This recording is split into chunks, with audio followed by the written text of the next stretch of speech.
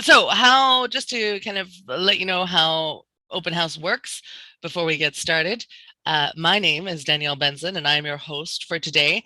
I will be kind of filling in the gaps, answering questions, facilitating speakers. And my job is as a speaking coach to give the speakers feedback and encouragement and to help them improve in any way that I can.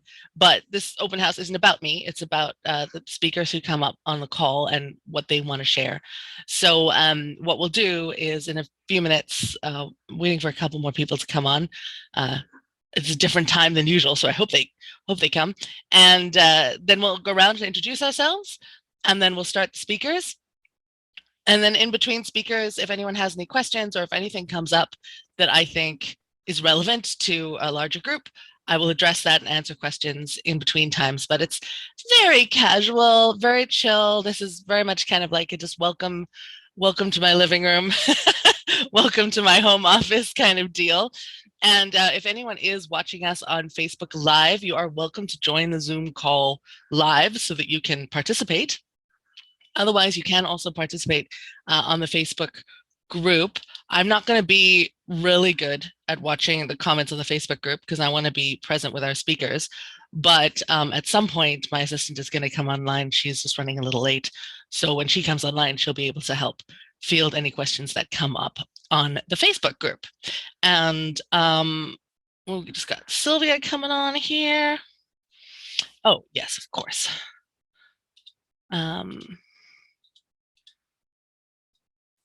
One moment, just fielding requests in the chat here. Mattias, if you want to be a speaker, Farzana has requested she go second. So would you be open to going first? I would be open. You would be open to it. Okay. But maybe Silvia will save you. Oh, except she's just disappeared. Okay. Well, when she comes back, maybe Silvia will save you. I'm not sure if she wants to speak or not. So while we're waiting for her to come back on, let's just do our introductions. An introduction doesn't need to be super complicated. It doesn't need to be your resume. Just tell us a little bit about you and something interesting. So where you're from or why you're here, what you want to learn today. My name is Danielle Benzon, as I have already said. And the reason I'm here is because I love helping people get their message out there. I love helping people embrace the nerves that it takes to do public speaking, because I know it can be scary. And my job is to help people not only kind of overcome those nerves, but to help them feel really safe in their voice body instrument. I come from an acting background, and so it's not just kind of public speaking that I do. It's more holistic. It's very physical practice. And I think it helps and empowers speakers to feel really strong and confident in who they are. So welcome everyone who's just joining us on the call. If you would like to just in the chat, tell us where you're from. And if you would like to speak, please type speaker in the chat. And if you have a question, you can type question in the chat. And I'll be watching the chat for that because my assistant's not here yet. We are live streaming on Facebook. This is being recorded and it will go up on my YouTube channel once the meeting is over. So I'm going to get you guys to introduce yourselves and let us know who's here on the call. And Mattias, you're first on my screen, so I'm going to ask you to say hello first. You will have to unmute yourself. Unmute myself. All right. Hi, everyone. Mattias here. I'm here because I just published a book called How to Do Things with Stories. And I want to talk to people about the book. My goal with it is to help people who have a creative mindset to see the impact that creative writing, especially fiction, has on the world, and how you can, to some extent, know what kind of impact you're going to have and how to shape that impact. So I'd love to get some feedback about the book and the ideas, and also about the ease with which I'm able to talk about them, because I would like to hit the speaker circuit with this if I can. So I want to know that I can, present the ideas in an engaging and useful way. Lovely, great. That's a good goal. Thanks so much, Mattias, for being here. And Neil, you're next on my my Zoom screen. Would you mind unmuting and introducing yourself? Lovely to see you. You'll have to unmute yourself before you start speaking, though. Can't hear you. There you go. Oh, we still can't hear you. Is your microphone plugged in?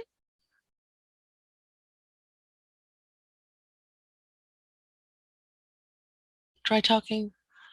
No, we can't hear you. Do you want to check your, so if you go, for anyone who has issues, next to your little microphone button, there's a little up arrow, and if you click on that, you can test your audio settings. And that'll help you, it'll test your microphone for you so that you can see if you, if your input is going in. Hello, hello, hello. We gotcha. Hello. Got me. Okay. All right. I'm a little bit technically challenged. I'm sorry. So you and me both, my friend. Yeah. Well, Danielle, it's been a few years, I think, before I actually was introduced to Danielle when she did a presentation down in Vancouver, and so I'm doing a lot of stuff. I'm an entrepreneur. I've been writing 2 books, so. The update is, yeah, I've been working last year. I started my book, which I've been putting off. So I'm launching a book. It's called The Accidental Canadian. I was living in the United States, became a Canadian by accident, and why I became a Canadian. So I think it's kind of an interesting story. And I'm working with a group called the Book Creators in Washington, D.C. I went to Georgetown University, Washington, D.C., and so someone said, oh, there's a group called the Book Creators in Washington, they'll help you. So I started the program, I think sometime in May or June of last year, 2020. And then for a variety of reasons, I've not been able to give it the attention it deserved. So I've got a half completed or maybe 3/4 completed book, The Accidental Canadian. And I love that. On my journey, I'm also involved in planting trees. I'm involved in a big project planting trees. Oh, cool. So I was conflicted. Should the story, if the story is too personal, it's going to be too personal. Nobody's going to be interested to read it. So people were advising me to make it a little bit larger, because my plan for 2022 is to go on a road trip. So this is something I've wanted. This has been my big bucket list item. So the plan, Danielle, is over the next, 12 months of 2022. 2021, I need the 3 months to prepare for this. So for 2022, I'm trying to launch 1 or 2 books together. I'm trying to figure out how to combine those 2. So there's a book in the works. I'm also planning to visit 50 countries, 50 cities. So so Toronto, Vancouver, Montreal, so on. So there were 5 or 6 cities in Canada. I'm going to be visiting like 15 cities in the US. And these are visiting. So the plan is to visit my friends, but also use that as a way to promote my book. But something that I also want to talk to you, Danielle, I'm also a part-time singer, so I might need some singing lessons from you. Oh my goodness. Oh yeah. So I'm multi-passionate. trying to roll 3 things into one. Essentially for my family and friends. So we do songs and all this kind of stuff. Oh, lovely. So there's 3 ways you can help me: the promoting of the book and so on. Wow. And I've been, a couple of times I've signed up for your things, but for a variety of reasons. So we're launching, the second part of the thing is we're launching a new, it's a company we launched in 2020, about 10 years ago. We're launching a new beverage company. Okay. Beverage company, and the beverage company is called King Coca Beverage Corporation, KINGCOCA, like Coca-Cola. It's King Coca Beverage Corporation, and it's a company that wasn't really doing much. Last year, because of COVID, so we're launching the brands, and we're launching like 15 different products that are being launched here with University of British Columbia. So I'm trying to combine all those 3 things together. So that's a lot. That's kind of, I'm trying to use the one event where there's a beverage, there's music, and a book. right? That's it. Thank you. Well, at an event, it makes total sense because the Yeah. beverage can cater. It can be the book launch and you can have music at the event. That makes total sense to me. That makes absolute sense. Yeah. For today, I would suggest maybe choose the most important thing, or perhaps the thing that you need to work on the most. All right. Choose that. Okay. And you can speak kind of near the beginning. And then if we don't have any more speakers at the end and we still have time, then you can jump on for a second slot and speak about something different. So my advice always to speakers, because a lot of speakers are multi-passionate, you know, they have lots of different projects going on. I always say one idea per talk. Yeah. But there's nothing saying that if we run out of speakers and we still have time, there's nothing saying you can't speak again on a different topic. So I would choose either the one that is the most burning for you, the most interesting for you, or the one that you are having the most trouble with. Yeah, makes sense, Danielle. Okay. Amazing. Well, thanks so much. It was a very thorough introduction. Love it, Neil. Farzana, are you available to introduce yourself to us? Yes, I am. Hi. Hi. Hello, everyone. Thank you for being here. And Danielle, it is wonderful to see you again after a long time. Yeah. I have written 2 books, and there is a common thread on those in these books. We are talking about inclusion in many different aspects and our unconscious biases. The first book is specifically focused on leadership in women, and that is the title of the book. I just released a second edition of the book earlier this year.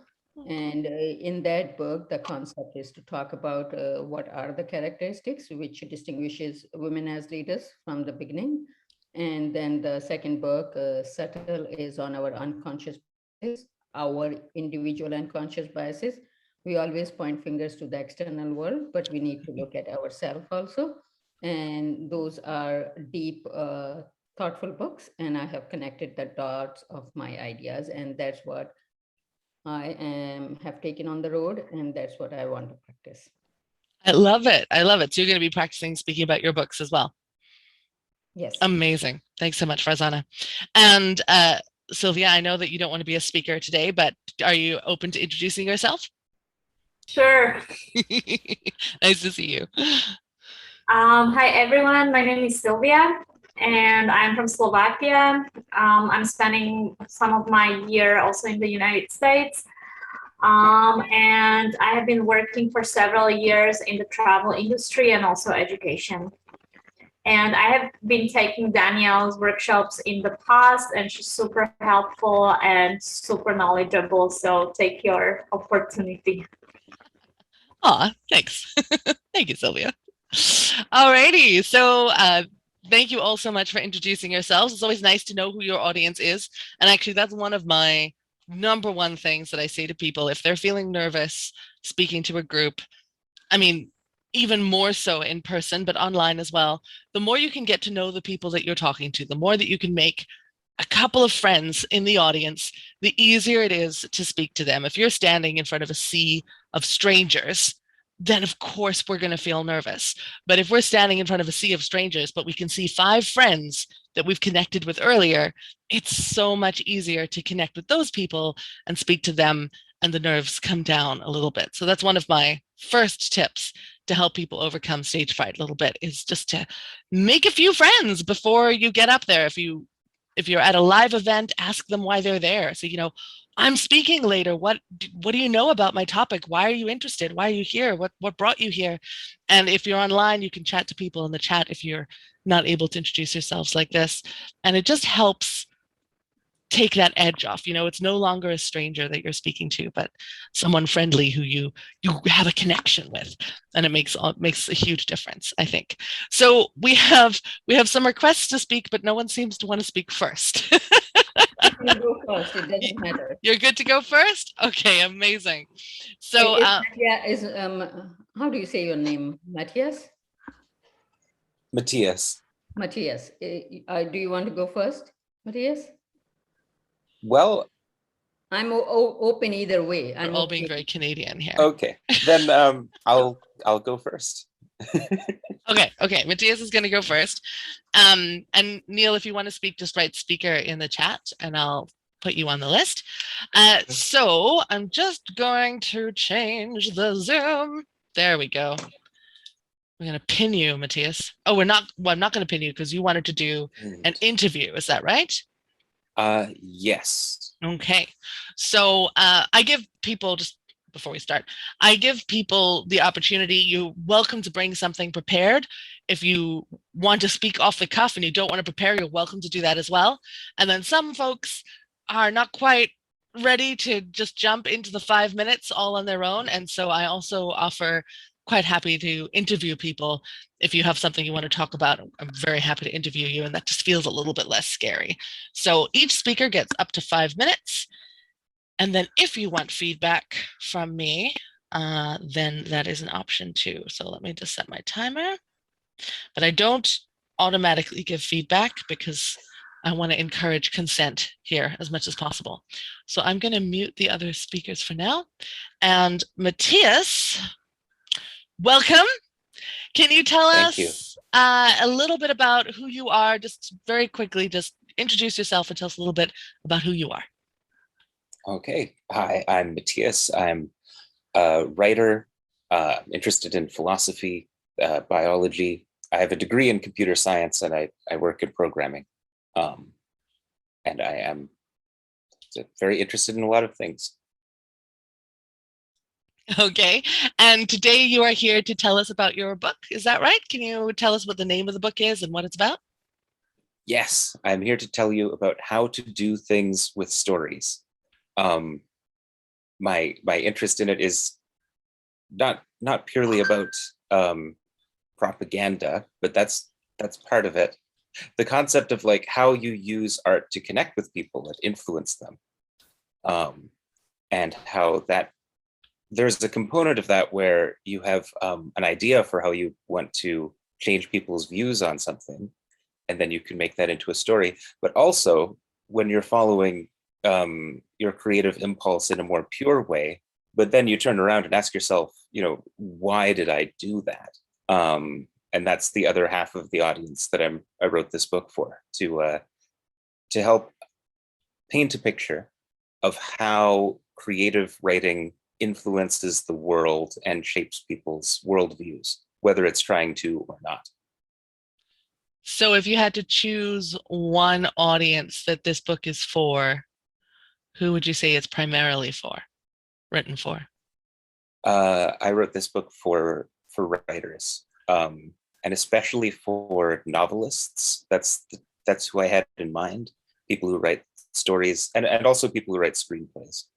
Mm-hmm. Yeah, so if I had to choose one audience for it, it would be them. And is this your first book? It is not my first book. I've written 3 novels, and I've published one of them, and I also published a short novella called Periphery. And were those fiction or nonfiction? Fiction. So what caused you to choose? Because if you started writing fiction, but although it sounds like this book is related to writing fiction, so what caused you to make the shift from writing fiction to writing this nonfiction book? I am glad you asked.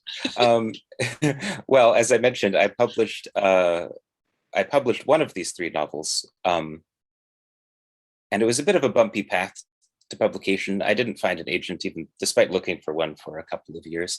I formed the idea to self-publish somewhere in the middle of that process, because my understanding was, through either path, you will need to build a social media presence. You will need to market your book aggressively. You will need to believe in it with the faith of a zealot. So why not self-publish and to take on that trial by myself? Well, it turns out that it's not as easy as it sounds. And I was really struck by the question that kept hitting me in various ways of why should you read my novel? And I wasn't able to come up with a good answer, and that caused my promotion to suffer. So I began to think about that for, like, in a more general sense, like, why do people read novels? through that, I tied together some thoughts I had about the way that creative writing tells you something through, if you will, the gaps between the words, that there's something more going on when you write something creative, where the words are kind of hints at what you're trying to say, but there's always more going on beneath the surface. And your readers are aware of that, whether they know it. Like whether they know it or not, they are tuned into that and it's affecting them. So that became kind of a guide to me when I write creatively, to try to connect with readers on something that's difficult to put into words, but that you know that you feel within yourself, and to map out the connections with things you can articulate. So I'm going to take that question and whip it right back around, because you said you wrote this book in response to why should people read my fiction? Why would writers be interested in reading this particular book?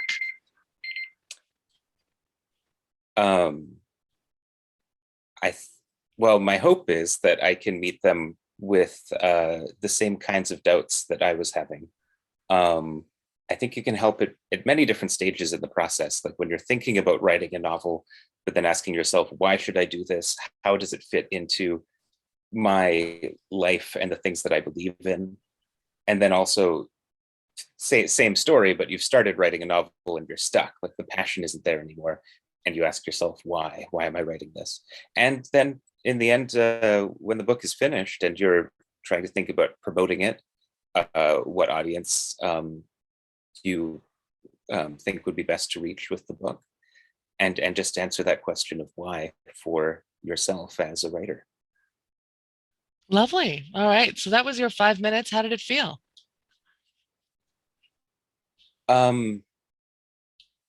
Choppy, I would say.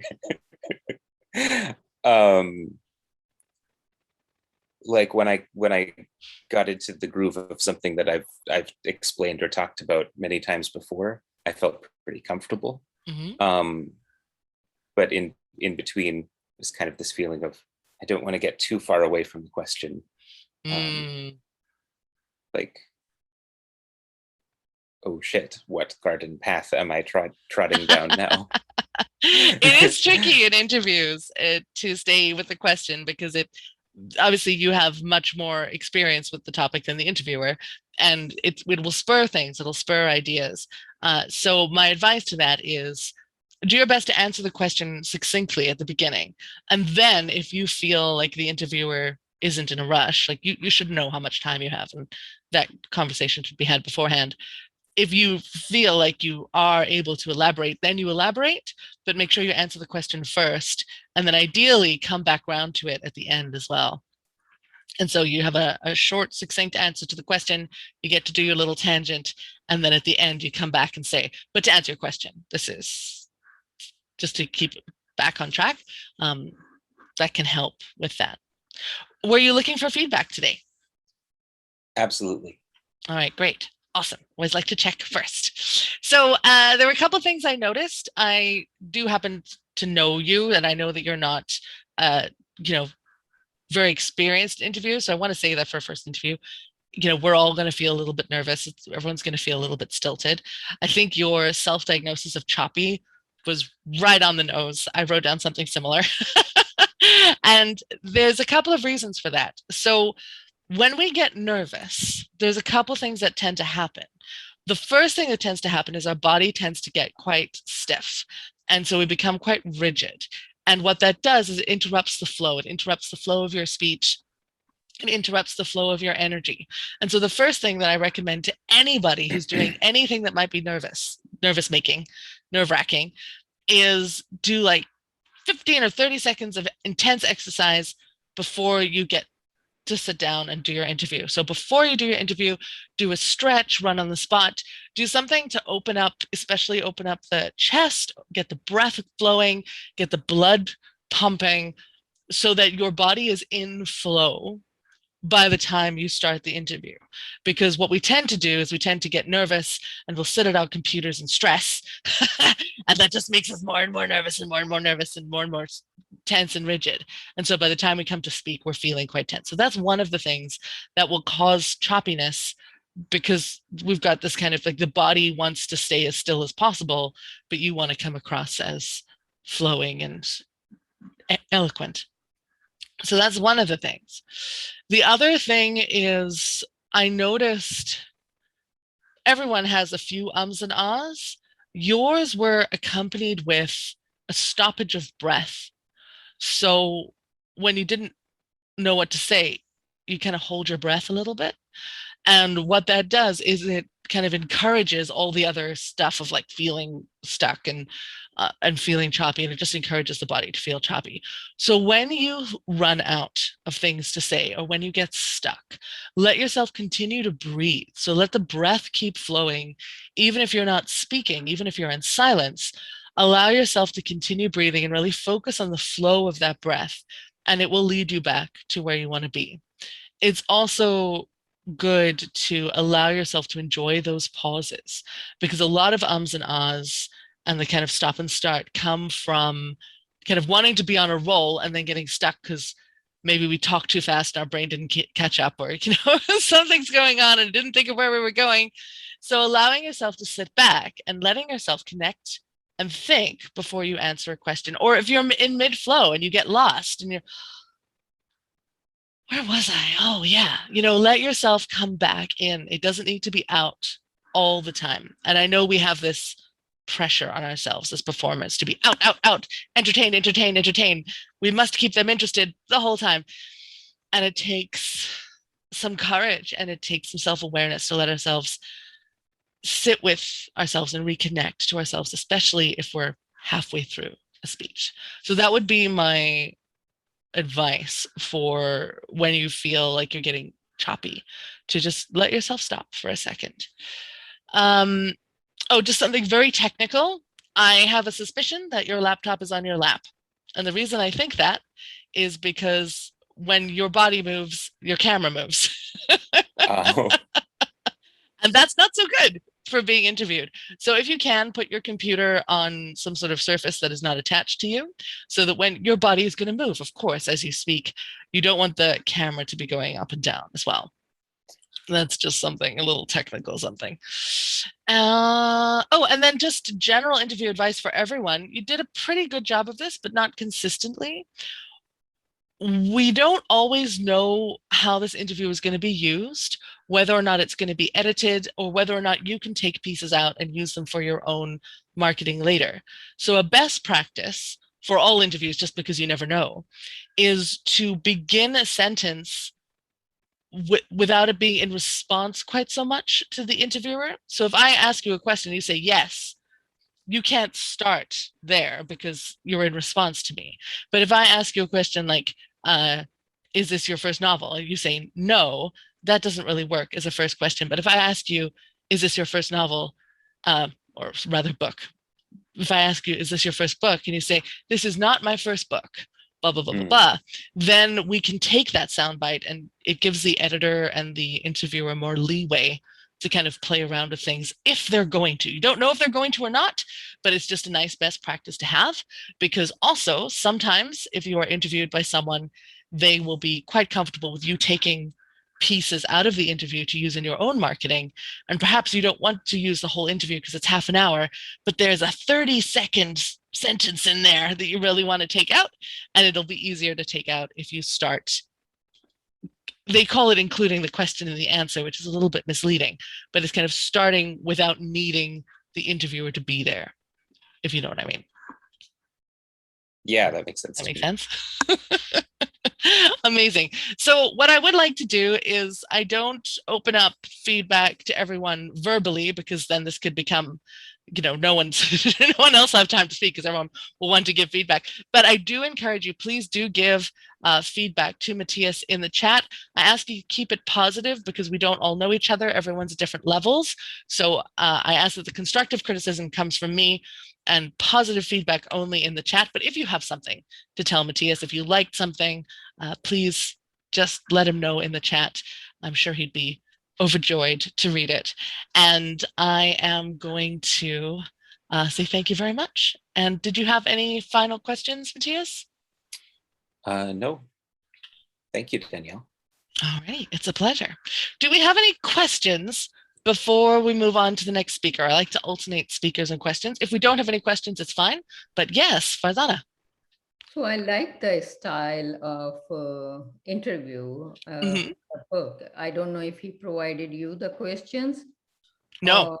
Okay, so I actually would like to practice that and also do my speech. Am I allowed to do both? Are you allowed to do two? Well, choose the most important one first. We don't have a lot of speakers on today. So what I'm going to put out to all of you is that if you'd like a second slot, we'll make sure everyone gets to go first. And then if there's time, yeah, absolutely. Why not? So let's start with Q&A. You'll start with the interview? Amazing. Fantastic. So does anyone have any questions before we do the Q&A with Farzana? No? Alrighty. So again, if you do have any questions, you can just type them in the chat and I'll come to them between speakers. Fantastic. Alrighty. So I love interviewing people. I think maybe I have a second career as a talk show host in my in my future. So hi, Danielle. Hello. So I'm going to set a timer for 5 minutes. And so I'll just ask you some questions and we'll see where it goes. Does that sound good? Mm-hmm. All righty. So welcome, Farzana. I know that you are here to tell us about possibly 2 books that you've got going on at the moment. Would you like to just do a short introduction about who you are and where you come from, and then we'll go into the books? Thank you for asking that question, Danielle. My name is Farzana Chauhan, and I have an interesting evolution of my journey in life. I am an architect by profession and qualifications, not information technology, but building architecture. And my specific focus has been on healthcare projects in over 20 years of my professional life. I am also a leader in nonprofit and in for-profit world, and I have won awards based on that.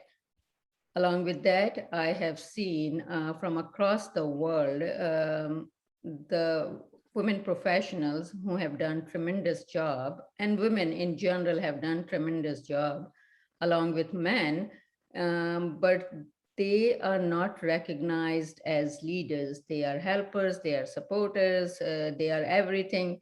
But when it comes to recognize them and accept them as leaders, it has been a really difficult, challenging job for everyone, including their own families. So that has put me on a pursuit to do a research and look at what are the root causes of this challenge and how we can work together as a global world where more than 50% of the world population is women. So that's a little bit about myself. I am sure you will ask more questions and audience will get to know more about me.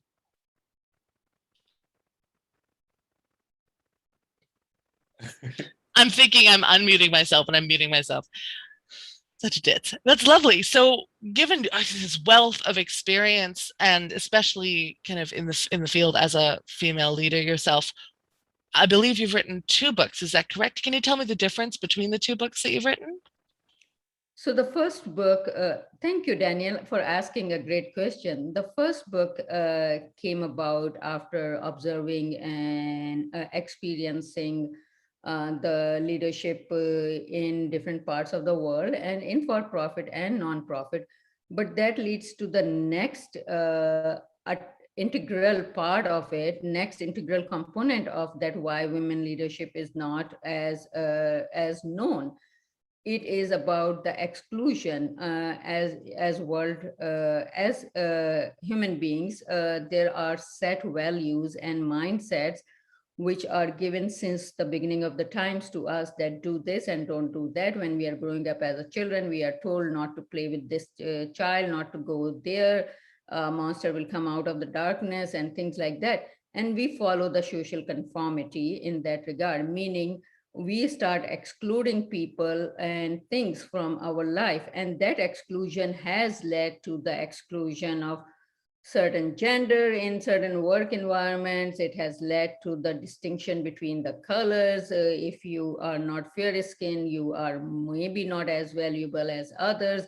All kinds of differences which we have created.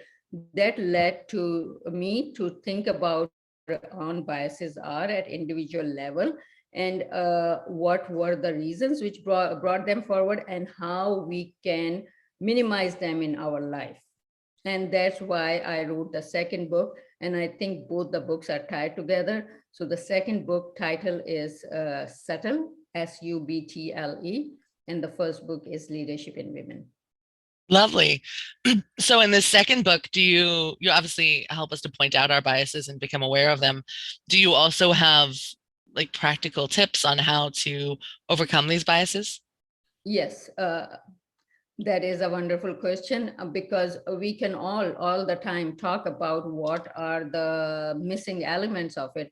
But until and unless we start pointing to how we can overcome them to minimize it, the book Subtle has those learning components into it, that how you can start on a journey of self-transformation.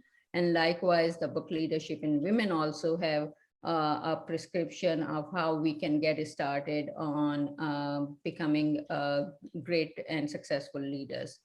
Mm-hmm. Mm-hmm. So who is your audience for this book? Like, who are you hoping will read it? What is your wish for the people? Like, who are they, and what is your wish for them when they read these books? So the book Leadership in Women, my target audience is everyone, especially industries and companies who are in male work environments. They are not male dominated anymore, because 50% of the students in professional colleges are women in engineering, in architecture, in STEM fields. But when it comes to the leadership in the profession itself, industry itself, the top leadership is 8 to 10%. In architecture, I know that for sure. And same goes even for education, which is heavily female dominated.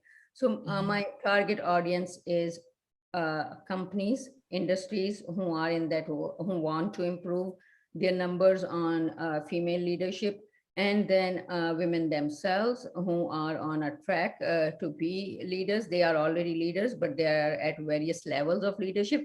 And if they want to get at the topmost level, how they can align it with their track path forward. So that is my target audience for Leadership in Women. And anyone who wants to understand what women goes through and how some of the great women in last 100 years have been part of this evolution of technology and science and mathematics. We never hear about them. Anyone can read that book.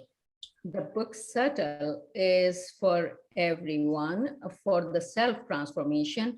First of all, to have a self-transformation, we need to identify that what the problem is. And until and unless we are ready to admit it and move from that point forward, it will not be possible. So the book Subtle takes you through that path of evolution, that why it is so, and how we have become part of the society, which is just socially conforming regardless of which geography you are in.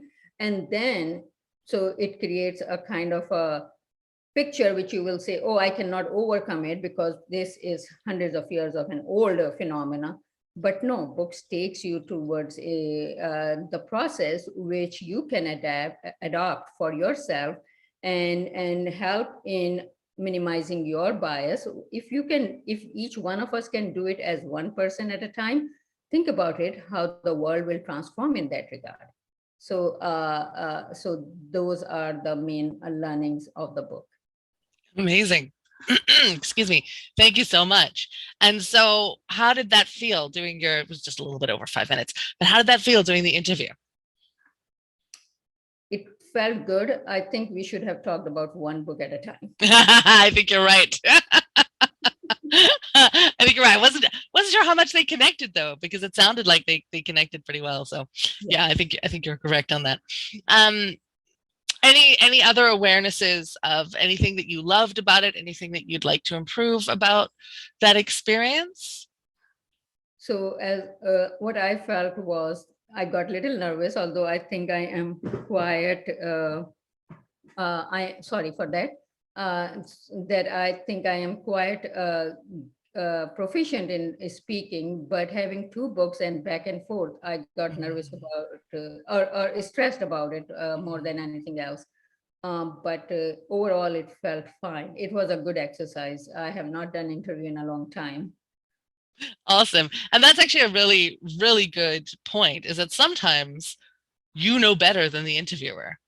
And there's nothing wrong with stating an intention. So if I'm thinking, because again, you know more about your topic than I do. I'm just an interviewer, and hopefully I've done my research, but maybe they haven't. You never know how proficient your interviewer is going to be. And if they start kind of setting you up for this stressful situation of, talking about both books, go, I'm really just here to focus on this book.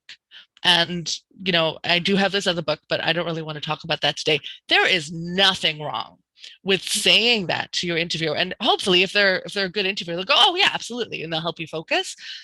So that's something that I think a lot of people being interviewed, they don't realize that they have the power to steer the conversation. They think because they're not the one asking the questions that they don't have that power to say, this is what we're going to talk about. But absolutely you do. And so if you find that your interviewer is taking you off topic, there's absolutely nothing wrong with helping them get back on topic for you. And you'll see this in celebrity interviews when they're here to promote a specific movie or whatever it is they're promoting. They're like, yeah, I did that, but I'm here to talk about this movie today. And usually people will be very compliant with that. So you have the power to shape the interview as well. Did you want feedback? Yes, please. Yes. Okay, great. So I agree. You're very comfortable with your topics. Very obviously, you've talked about this before. You've written the book, so of course you're comfortable with them. And so I have some small observations. And this is one of those things was like, sometimes it's really nice, and sometimes it's just kind of repetitive when you thank the interviewer for the question. Be careful of that. It's really nice. It's really personable. It builds a rapport. It builds a relationship, and all of those things are lovely. But if you say it every time, it becomes repetitive. And so choose your moments. Like wait for a really good question, or maybe say it once at the beginning, and then you don't need to thank the interviewer every time, because that becomes a little bit kind of repetitive. But I do understand that sometimes you're trying to buy yourself some time to think, and it can be a convenient placeholder while you think of what to say. And if you do find yourself trying to buy some time to think, don't be scared of waiting for a moment before you start to speak, especially if this is going to be, if it's a live interview, it really doesn't matter, because you're absorbing the question and you're answering. But if it's edited, they'll edit out the pause anyway. It's really useful, I think, to everybody to kind of gather themselves before they answer a question. And you've just been asked a question. No one's expecting you to, come fully prepared. You've just been asked the question. It's completely acceptable to absorb it for a moment. So if you do find yourself wanting to kind of bide time, you don't need to. Sorry, did you have a comment? No, I'm good. No. Good. Okay. Saw your hand and I thought, oh, maybe she has something to say.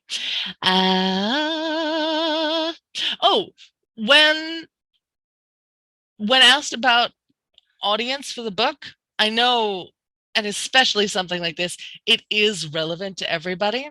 But as soon as we say that, we kind of dilute the enthusiasm for our book or our product or whatever it is. So get specific first and then open it up. So of course, it is relevant to everybody, but maybe go, I think the people who would be especially interested in this are women who are striving to become leaders in the companies themselves, or HR representatives who are looking to bring more diversity into the workplace. Choose something very specific and then say, but in truth, everyone could benefit from this. Women are, more than half the population. So I always in questions, start specific and then open up, instead of starting open, because then you got nowhere to go. And it allows a little bit more structure, because again, depending on the length of the interview, you want to be able to give short answers as well as long answers. And it's quite nice as well to divide that up a little bit. So every now and again, do a really short answer just for fun. And then the longer answers sometimes, because the danger of really going into a lot of detail and elaborating fully on something is that due to time constraints, you may not get to something else that was important later. And so having a short answer and a long answer for everything, and then we can switch them up, and then you can kind of talk to the interviewer beforehand and say, you know, I have a short answer for this, I have a long answer for this. How are we, you know, how many questions do you have? And just to make sure that we fit everything in. I mean, obviously this was impromptu, so that's not going to happen here, but it is always nice to have a chat with the interviewer beforehand so that you have an idea of the shape of the interview. And then the only other thing that I could think, again, you're very eloquent. You obviously know your topic really well. You seem quite comfortable speaking about it. If you breathed a little deeper when you spoke, it would allow for more vocal variety to come out. Because I found that sometimes you kind of get on a roll, but you're not as connected to your breath maybe as you could be. And so sometimes if we're not really connected to our breath, our voice can kind of, it can get a little bit, I don't know the words for it, but it's not as full or as expressive. And then we feel the need to become expressive, you know, to really overexpress with our face or our shoulders. I'm a shoulders person. Sometimes my shoulders want to be expressive with me. I was like, I really want to emphasize my point. And you'll feel that impulse for your body to want to express if you're not connected enough to the breath so that the voice can be fully expressive. So if you want to get even better, and you're already lovely, if you want to get even better at bringing more variety and more kind of spice into the vocal variety, really connecting deeply to the breath for every idea, so that each idea can live on its own breath and have its own life, and that will help bring some more kind of sparkles and high highs and low lows to the speech. Does that sound good? Yes, thank you. I appreciate it. Amazing. And once again, everybody, if you have positive feedback for Farzana, please do throw it in the chat. I'm not going to open up to everyone to vocally give feedback because that would take us to midnight tonight, but please do positive feedback in the chat for Farzana, because it's really nice, not just to hear from me, because, you know, who am I? I'm just one person, but it's lovely to hear from multiple people about how things go, but do keep it positive because we're all different levels. And that's always just a nice way to do it. So thank you very much for doing that in the chat. I see some people are chatting to each other in the chat already. It's wonderful. Oh, and Disha came and went already. Oh dear. Disha, if you're out there, come back. Each speaker gets 5 minutes. So if you wanted to speak, come back and you'll have your chance. And Ayana, welcome. Thank you for being here. Ayana is my amazing assistant. So if you have any technical issues, talk to her. I appreciate you being here, Ayana. It helps me focus on the speakers and I don't have to watch the chat quite so intently. So thank you. And I do believe our next speaker is Neil. So does anyone have any questions before Neil jumps on? No questions. We're just going to be speakers today. I love it. I love it. Less of me talking, more of you talking. That makes my day. All right, Neil, I'm going to ask you to unmute yourself. There you are. Oh, okay. All right. Can you hear me? I can hear you. Yes. All right. Fantastic. So I saw you throw something in the chat, the title of your book. Fantastic. Yeah, so this is, between the time, I mean, this is something I was grappling with. There were two sides. One was the personal story and one was the business side of the story. And as you helped me to clarify this, the most important thing for me is the fundraising part. So really, the number one thing for me is the reason I'm actually writing the book is to help me. Okay, so Danielle, how do you want to do this? Should I start, or do you want to do an interview start? It's totally up to you. So would you prefer to just speak off the cuff for 5 minutes and I'll leave you alone? Or would you rather do an interview? What would you like? It's up to you. All right, why don't you do the interview and then maybe I could fill in the blanks, right? Sure. I was trying to do a 5-minute sort of spiel about what, between the, I mean, he gave me a few minutes to think about what I should say for my 5 minutes. So I could do the 5 minutes, but I think I would probably prefer you to ask me questions. Sure. It'll give me a direction for maybe Q&A or whatever if you want to have after, Absolutely. right? Yeah, I am very happy. This Speaker Lab is whatever you want to practice. So whatever you want to do, I'm happy to.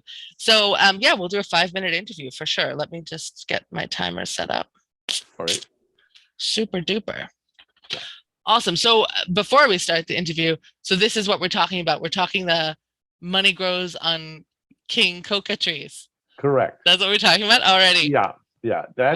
That's what people have suggested. So there were 2 alternate titles, and I said, why don't we use the primary purpose, right? I mean, instead of making a book about myself, which might be a limited audience of 1 or a few people, maybe family and friends, maybe, they said, why don't you come up with something that has a wider audience?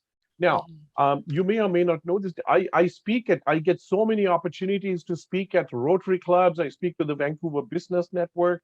People are always talking to me to talk about, for people who don't know me, Danielle probably does. I've been involved in international development for like 25 years. I work with Global Affairs Canada. If not for the COVID, I would not be here. I'd be going around the world doing all kinds of stuff. So really what happened was, I've been trying to work on a fundraising project. So I'm always involved in fundraising. And so I want to use the book as a way to raise, we are planting 100,000 king coconut. That's a very unique kind of tree. What I think is the number 1 priority for myself, Danielle, is to launch a fundraising campaign to raise enough money to plant 100,000 king coconut trees. That's the project, right? So I'll also say quickly, it's a project we started in 1998. In 1998, I was planting trees all around the world. I was involved in agroforestry, and the Canadian government funded my project. And I didn't know you can get money to plant trees. Who knew? Well, I was doing that in 1999. We started a project and ended up with the company called King Coca Beverage Corporation, which was we were planting coconut trees, and we started producing coconut waters. And I got off of it, and now they've asked me to come back. And because of COVID, suddenly everybody is calling me and saying, Neil, why don't you get back involved? So I got drafted. Hey, you're drafted. You're going to be helping us to do this. So we launched this campaign last year, summer of last year, June, July. And so it's a King Coca thing, but we're raising, so my choices were, I was looking at, obviously everybody knows about Kickstarter and Indiegogo and stuff like that. Now, I'm also involved in a fundraising campaign with a US group, and it's called equitynet.com. And we're raising $10. We're asking people to contribute $10 a tree, and we want to plant 100,000 trees. So we expect that might take a whole year. So I'm willing to dedicate all of 2022 to do this. And we're saying, if you send us $10, and where we are now, the book is about, well, do you want to give it as a donation? Give us $10 and we'll plant a tree, right? I mean, it's like raising money for a cow or a goat or somewhere in a village in poor countries of the world. This is for international development. So my campaign is, we're looking to launch it on, we already have a team working on equitynet.com. But what I wanted to do, Danielle, next year was to visit certain cities, Canadian cities and the United States cities. I've got 20 cities in the US that are sort of tentatively scheduled. I'm kind of juggling the days and when I can go. So what I'm really doing right now, for the next 3 months, I'm trying to figure out where will I be for the next, 15 months, January through December, right? It's a calendar year. From January 1st, 2022 to December 2022, this is what I'm trying to do if I can. I don't know if I can pull it off, is 50 cities in 52 weeks, right? So if I have 50 locations, and all I'm trying to do is say, if you give me $10, we'll plant a tree and we're going to give it free to people, right? I mean, it's a kind of it's a COVID kind of initiative. Now, the good news is the money. People are willing to give me the money. They're saying fine and all that kind of stuff. So the response has been phenomenal. So what I think I need to do is I need to do the song and the dance around it, right? The specifics. So it's working pretty well, and that's I'm trying to put some pizzazz. So I've got the steak. I just need the sizzle. Does that help? I mean, I love that that expression. I've got the steak, I just need the sizzle. I'm a little bit confused about the book sales versus donations and what you're giving away for free. So are you selling the book and a part of the proceeds is going to planting the trees, or? Yeah, we're working out. We're figuring out all the money. I'm a numbers guy as well. Fundamentally, what it was, the book came about because we were asking people to donate $10 to buy a tree. Right. They're paying $10 not for the book, but for the tree. Okay. So essentially what we're saying is, if you give us $10, we will plant a tree. It might be in Haiti, it might be in Puerto Rico, wherever. So we're kind of now we're going from the general to the specific. So essentially what it will look like ideally is, by the time we're ready to launch, we will say on January 1st, 2022, or whatever the date is, if you send us $10, we will plant a tree in the memory of a loved one in such and such, or you whatever. So there are two options. Obviously, you can give your $10 per tree as a gift, as a donation, or you can also give it as an investment. Now, the people who are on the Donald Trump side of the equation are saying, don't give it for free, sell it. So we can also sell the trees. So for example, my friends in the US are saying, no. You Canadians are all a bunch of socialists. You want to give everything for free. Don't give it for free. You should charge money for this, right? Okay. So the challenge I have, a little bit of a challenge, is that from country to country, especially in the United States, they're saying, oh my God, you can do an equity fundraising. So if somebody sends me a check for $1,000, they get 100 trees. That's an investment. Okay. And after 5 years, they are the owners, and we look after them. We have, by the way, we also have plantations. One of the projects I'm involved in, we're involved on the ground so the money is actually for the tree. The reason I'm writing the book, Danielle, it's kind of like, to answer your question, the book, one of the thoughts I have, so people are telling me, hey, Neil, as long as your book is $9.99 or less, you should be able to make some sales, right? I mean, that's the number people are telling me. I've never written a book. This is my first crack at the can, Right. So I'm basically saying, people are saying, if you wrote a book and it was interesting, people might be willing to pay $9.99 or Kindle version or whatever, $4.99, whatever. That's a space I don't even know. I have people helping me with that, right? The book space. What I know is my job specifically is to plant the 100,000 trees. Okay. Make sure that they're planted. Make sure I get the money from the government of Canada is willing to actually fund it, part of it. So I can raise half the money for the project from the government of Canada, as long as I have all the pieces to show that this is a good project. And right now, as everybody knows, right, the elections, environment, planting trees, all that kind of stuff. So the money is available, the people are there, but I can't be in 5 places at the same time. I'm in Vancouver right now, and I can't be in 5 cities in the US as well as in 5 cities in Asia. And that's where we're planting the trees, right? Someone can say, like somebody came to me and said, I'll give you $1,000. Can you plant some trees in Haiti, right? I mean, Haiti, I'm using that as an example. Yeah. Haiti and some of the countries that got affected by floods and tsunamis and stuff like that. So that's it. All right. So I'm afraid we've already used up your 5 minutes, but how did that feel talking about that? I'm okay. I mean, it's just that a lot of times 5 minutes. I mean, 5 It's minutes. not a long It time. goes really fast. Yeah, it does. Yeah, I do a 15-minute pitch for, people come and say, I'll give you 15 minutes and talk about your project or whatever. So I essentially, Danielle, for the last 5 years, I've been doing fundraising. They give me 10 or 15 minutes to speak about my fundraising initiative. What is your project? And then you have questions and answers. So that's what I do. I mean, so once the COVID, obviously because of COVID, it's all on Zoom, right? So my question, Neil, is how did it feel talking about it right now? Fine. I'm okay with that. I've been doing this for 25 years. I do speeches all over. Do you feel like you got out what you wanted to say? Yes, I do. Okay, great. Cool. Yeah. Are you open to feedback? Did you want feedback? Okay, great. I do want feedback. Absolutely. Super. So yeah, I totally understand. 5 minutes is very short. It's very challenging.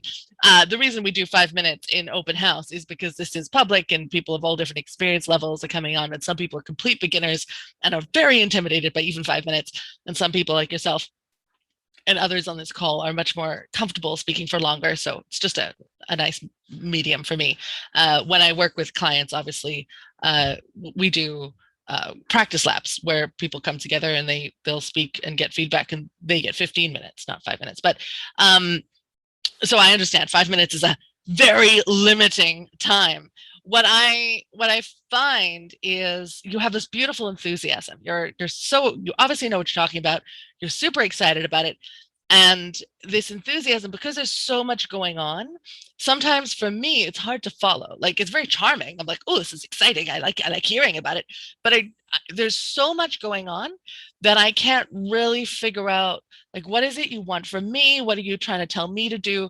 I'm feeling a little bit lost as in my place as a listener in this project that you have. It sounds very exciting, but I'm not quite sure where I fit. So one of the best pieces of advice I ever got, and I still struggle with this myself as an entrepreneur, because entrepreneurs typically are like, "Ooh, shiny, ooh, shiny." We all are like that, and I'm like that myself. One of the best pieces of advice I ever got was, confused people don't buy. And buy is donate or purchase or whatever. They're not going to buy in to whatever it is you're selling if they're confused. And so finding ways, I know this is a complicated concept, and it sounds like you're almost changing the project depending on where you are. In Canada, it's more about donating maybe, and in the States, it's more about investing. And so knowing who you're speaking to, and then making that decision. So if you're speaking in Canada at a Rotary Club, for example, we're talking about the environment, and we're talking about donations, and we're talking about that. If you're at a city in the States, you're talking about investments. And so it's not that you're not talking about everything, but you're choosing which pieces to speak about depending on where you are. So that's the first thing that will really help kind of make the choice of, so today I'm talking about it through this lens, and I'm not going to mention the other stuff. If people have questions about the other stuff, I will answer it, but I'm not going to mention it in my talk, because I want to keep it very clean and very clear. So I think that will help. And something else that I think might help, because you're so excited and you're going off and you start talking about something, and then it's like pulling the thread, and you're like, oh, but I haven't explained this, but I haven't explained that. And I feel the same way about any topic that is complicated. I get it. So one of the things that you can do is notice when those tangents start to come up, and then you have a choice, because you're halfway through a sentence. You have a choice. Do I go on the tangent, or do I finish my sentence? And often it's best to finish the sentence first and then go on the tangent. Not always, but often. So, becoming more aware of where you are within your grammar, within your sentence structure, finish the sentence, and then allowing, it's almost like formatting in a book. You've just written a book, almost like formatting in a book. We can use pauses the way we use white space in a book. So if I have a small pause, that's maybe like a sentence break. If I have a medium-sized pause, it's like a paragraph break. And if I have a longer pause, it's like a chapter break. So if I'm going on a tangent, I might just stop for a second and maybe even move myself in space to go on that tangent. So I'm talking about these trees and how, it's good for the environment to be planting trees, and you can donate to plant a tree. And then I get an idea, and I want to talk about maybe the drink that the the trees are going to be, and I'll pause and I'll move maybe even. And then so, by the way, just an aside, this is why we're planting the trees, and this is what we're doing with the trees, and this is how you can maybe invest in them. And then when I'm finished the tangent, to come back to where I was. And so you're separating the ideas in space, as well as with a bit of a pause, because there's lots of really exciting ideas in here. But if they're all mushed together and I'm hearing it for the first time, then I'm just like, it's like drinking from a fire hose. No, I understand. Yeah. So just creating the little, it's almost like formatting, but in space and time, as we speak, to help the audience really separate the different ideas and making those pauses. The only other thing that I would say is making eye contact with the lens instead of with the people that you're talking to. Because on Zoom, I know, especially, you're a speaker who speaks offline a lot, and you're used to making eye contact with real people, with real faces. And I find the temptation as well. I want to look at people's faces. But when you're the one who is speaking, it's very best practice to look at the lens right there, so that the people who are listening to you can receive your eye contact. Now, for me, if I'm on Zoom, when I'm speaking, I'll look at the lens. And when I'm listening, I'll look at you, because I want to get your face and I want to get facial expressions and all that lovely stuff. But when I'm speaking, I'll look at the lens so that you can receive my eye contact. That makes sense? Yes, absolutely. Amazing. Anything else that you'd like to? No, thank you for the feedback, Danielle. No, that's helpful. No, I realize that because I'm talking about a huge project. It's got 3 parts to it, and I wanted to mention all 3 parts so that I could cover it as an outline. And then, of course, if I had 15 minutes, I'd be spending each of those things in more detail and so on. But Danielle, you're just absolutely awesome. Thank you. Aw, thank you so much. I appreciate that. So once again, to the group, if you have feedback for Neil, please positive feedback in the chat. I'm sure he would love to hear what you thought about his idea as well as about his talk. And if anyone has any questions before Silvia speaks, let me know.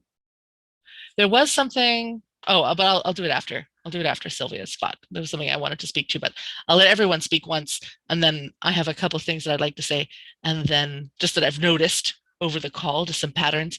So I'll let Silvia speak first, and then I'll make some comments. And then if we have time, we can open it up to speakers again, and you can speak again. Or if there are people on the Facebook Live who are like, oh, this is so exciting, I want to speak, but you're not on the Zoom call right now, you can always join us on the Zoom call. Ayanna, I think, has put the link. I think it's actually on the Facebook Live, but Ayanna, you can throw the link to the Zoom meeting registration in the Facebook comments so that people can join us on Zoom if they want. Otherwise, we might hear from our speakers again. So Silvia, are you ready? Thanks, Ayanna. No, but I will do it anyway. That is the definition of brave. I'm not ready, but I'll do it anyway. Amazing. So what do you want to do today, Silvia? Or did you throw it in the chat? I did. Yeah, I guess I will just have a speech about improv theater, and then all type of feedback is welcome. I didn't prepare it at all. I was not about to speak today because I didn't know what to speak about. But then everybody with their books and storytelling and topics got me idea about speaking about this. So it's just really off the cuff. Super. So you're just going to speak off the cuff for 5 minutes? Or less. Or less. Yes, you don't have to fill the 5 minutes. There's no rule that you have to fill the 5 minutes. Awesome. So I'm just going to mute myself, and I'm going to let you take the stage whenever you're ready. Cool. Hi, everyone. Once again, my name is Silvia, and I have been active in improv theater for about 7 years now, maybe a little bit less, maybe a little bit more. And today I want to talk about it a little bit because I also started to lead improv theater workshops. So maybe some of you might be interested to try it out. It's a great thing to try out. When I'm talking about theater, it doesn't mean that improv theater is only for the actors. Really, it's for everyone. It is unscripted and it is unplanned. It is very spontaneous. So if you were to go to the theater for it, everything that you will see is created on the spot, which means that improv theater actors have to think on their feet, really. They have to react to each other. They have to create on the spot the story, the relationships, the characters, and you will never see the same improv theater one day to another. However, as I said, the improv theater is not just for the actors, really, it's for everyone. It has few simple principles, rules, even you might call it, but it is to really bring out your creativity and your spontaneity. So the most basic rule of the improv theater is yes and principle, which means that whatever the other players in the room suggested, you just go with it. You don't say yes, but you say yes and, which means that you go with it and you build a story together with it. You cooperate and you just love everybody's ideas, even if you don't. Just try it out, just go with it, and you will see where it leads you, right? How awesome it would be also in life when you just have an idea and your idea would be just like supported and everybody would be like, yes, and let's try it out. Yes, and let's do this. Yes, and let's do that. That sounds so awesome. So this is something that you can experience during improv theater workshop. As I said, that you don't have to be an actor. There is scenes in improv theater and there is also games, there is exercises. So what we do in the beginning workshops is just some games and exercises to really get you going, to try it out. For example, my favorite improv exercise is a one-word story, which means that let's say we are 10 people in the group and we create a story together in the way that we have order, who goes first, who goes second, third, and so on and so forth. And everyone is only allowed to say one word. And with this one word at a time, one person at a time, we just create a story together. What does it mean? It means that maybe you had an idea where the story will go, but then somebody is different direction. You don't say, but I was thinking this. No, you just go with it. You just yes and it. And that's what the improv theater is about. Or we can say a story together, one sentence at a time.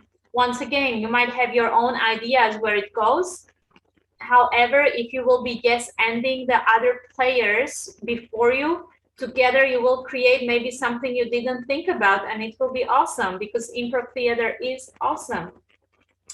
Improv theater is also about a lot of positivity. Every time I am in the workshop, it's just amazing energy when everybody's just like supportive, positive, taking things from each other, giving gifts to each other, not like box wrapped gifts, but like words and characters and things that they can build on, right?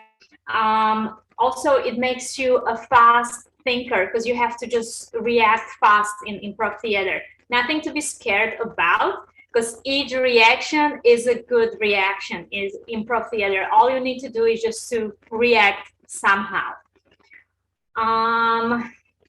What improv theater taught me over the years is to be positive, to make my decision fast, especially when I am on the stage, to trust other people, because improv is also about trust, that you can cooperate with other people. And it also taught me a lot about listening. That's one thing that I forgot to mention, but it's a lot about communication and listening, because if you want to react fast, what do you have to do? If you want to yes and people, what do you have to do? You have to listen to them, and you have to listen very carefully. So improv is also a great tool for improving your communication and your observation skills. So I'm guessing my 5 minutes will soon be over. And I hope that I introduce the concept of improv in a way that everybody could understand it.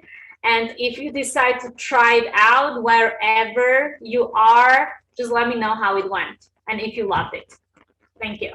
Ooh, I like that call to action at the end. Let me know how it went. I like that. So, Silvia, how did that feel? It felt good that I actually managed to fill the 5 minutes. But if I was to do it again, I would for sure have a little bit more rehearsed, a little bit more script about not to jump from the places. I felt it was a little jumpy. For sure. And actually, that's one of the things, because we've all been doing improv and interviews, that's one of the things I'm going to talk about after we finish with you, is how to prepare better for speaking off the cuff, because it's a very challenging skill. You know, how do I stay on topic when I haven't prepared anything? It's really easy when you have a script, because then you've spent some time thinking about what comes next. But when you're speaking off the cuff, it is challenging. So I think you did a good job, even so, of bringing yourself back to the topic consistently, and you found yourself going on a tangent, you brought yourself back. Are you looking for feedback? Yes, always. Yes, always.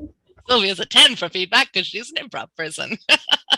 So I know you weren't planning on speaking today. Yes. For any formal speaking engagement, we always want to have our face lit. You know this. You weren't planning on speaking, so it's fine. There you go. Now she lights her face. Still not enough, though, especially with their blonde hair and the white background. So I love it. So Silvia, yeah, I mean, we've worked together before. You have a beautiful knowledge of what you're talking about and a passion for improv, which like comes through, and like your knowledge about improv, and you love teaching improv. And so there's just a couple of things that I noticed. Yes. You have this beautiful bright voice which carries really far, but the thing about the brightness of your voice is that sometimes it can go a little bit nasal, which for some people it can be just a little bit much. And so balancing that with the resonance of your body, balancing that with the chest resonance, with the belly resonance, just bringing more of the body in. Not that we want to get rid of your beautiful brightness, we just want to balance it a little bit more. It's because for anyone who doesn't know much about vocal theory, and I know Silvia does know this, but just for those of you who are listening who don't, with the brightness of our voice, kind of using the facial mask when we speak, this is for carry. So if I want my voice to carry very far, I will bring my voice more into my facial mask, which is important. But also for listenability, we bring the voice into the body. And so it's always important to have a balance of both. Neither is good on its own. We always need both. And so for most people, it's just most people are kind of unbalanced in one direction or another. And a lot of my job is helping people bring that balance to their voice. So yeah, there's a little bit more in your face than in your body, and there was a little bit of upspeak there from your beautiful Slovakian accent. I know that it's, and this is one of those things about upspeak, is that it is often related to language. I'm assuming in Slovakian is what you speak. There's quite a lot of upspeak. I know in French as well, it's a very melodic language, whereas English specifically, we don't use melody so much in English because we use that for emphasis. And so it's always difficult for people with different languages. Anyone who speaks multiple languages, it's always difficult with English because English is one of the few languages that doesn't really have a melody so much because we use that for emphasis. So there's that.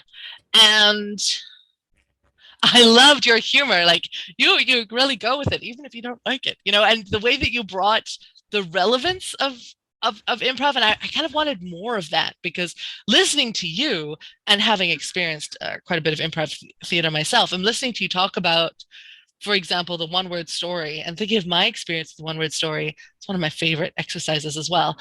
And how it encourages surrender, and how useful that is in teamwork to not kind of be so I was thinking of all the corporate kind of applications for this, and you did bring it in. You did bring in the real life relevance. You know, you can do this and you can do that, but you kept it very soft. And I would love some real life examples, because I think people who haven't experienced it aren't always going to make that connection. And you were saying, you know, it's not only for actors, but you didn't say who it was for. You said who it wasn't only for. You know, it's like, it's not only for actors, it's for lawyers, lawyers, accountants, marketing people. You know, you want to name specifics always, never everyone, so that people can self-identify, and so they can, because for me, I could see where that would fit in, but I don't think someone without the experience would necessarily see it. So things like, you know, if you've ever had that experience when you're in charge of a project and it's not going your way, improv games can really help you to go with the flow and see the best in what other people are doing, help you think on your feet and be flexible. You know, being flexible is a huge skill in the corporate world, you know, things like that. So I really loved that you brought the relevance into it. I think you could go even further with that, if that's what you're interested in doing, is selling improv to regular muggle people. Yeah, so I thought that was really great. And yeah, be careful with your frame. And I know this was one of the things so difficult living and working on Zoom, because you're quite close in the frame already. Be careful of leaning forward, because it can be a little bit much. So depending on your frame, I mean, ideally, my ideal is always to have the elbows showing, because then this allows, it's a little bit more formal. So I'm still sitting at my desk. You can still see that, but it allows you to see my gestures. But a lot of us are stuck with this kind of bust frame. And so when you are, just let yourself lean back a little bit, because if we lean forward with that close frame already, depending on the size of somebody's screen, you don't know how big their screen is.